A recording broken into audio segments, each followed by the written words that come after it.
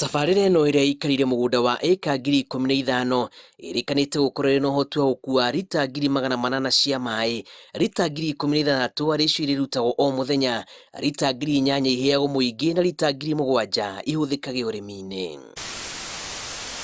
Mĩhang'o ya waki wayo ĩrahanĩka gĩcigo-inĩ kĩa ũmbunge kĩa Maragua, arĩkĩo kĩrĩ matũũra maingĩ marĩa magũmagĩrwo nĩ riũa ihiũ, ũndũ ũrĩa ũcũngagĩrĩria ng'aragu nene mwena ũyũ mbura yora.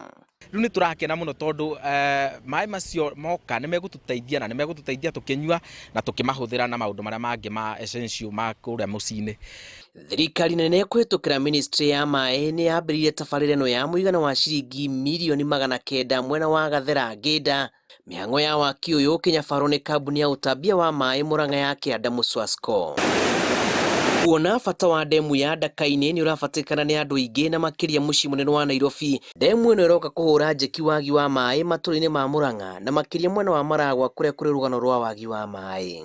Na nĩ tũrehoka mũrandi ũyũ ũngĩtuĩka wa gũkinyanĩra na ndũtigarĩtie hanene atuĩka wa gũkinyanĩra, nĩ tũkũhota kũheana maĩ ma kũigana kũrĩ itũũra rĩa Maragua taũni na matũũra marĩa mangĩ marigicĩirie marĩa makoretwo magĩthĩnĩka na kũheo maĩ ma rationing marĩa onamo aingĩ ao matimakinyagĩra. Nĩ tũkenete mũno nĩ tondũ mũrandi ũyũ wa damu ĩno ya kerĩ thĩinĩ wa Murang'a County nĩ gũtũma tũhote kũhe na kũhingia kĩĩranĩro gitũ kĩa araikari a Murang'a na haswa andũ a Maragua arĩa makoretwo magĩthĩnĩka mũno nĩ maĩ kwa ihinda rĩnene mũno makĩria kuma rĩrĩa maĩ mambĩrĩirie kũheanwo thĩinĩ wa Murang'a. Ceceni ya gũtheria maĩ ma Ndemu ĩno ĩrakĩrwo mwena wa Ngĩnda mũgũnda-inĩ wa ĩka 5 iria ciaheanirwo nĩ thothaitĩ ya Ngĩnda na ĩrĩ gĩcunjĩ kĩa 40% kũrĩka.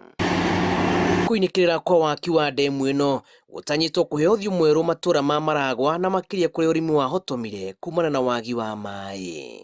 Na nĩ tũkenete mũno nĩkĩo tũreiga korwo thirikari ĩrĩa ĩnyitĩrĩire ũhoro wa maĩ nĩ mena goro nĩmo tũngiuga nĩmo kĩhonia kĩa gũkũ gwitũ Maragua town. Ngĩribotera Inooro TV, njĩtagwo Julius Karithi wa Mũnene.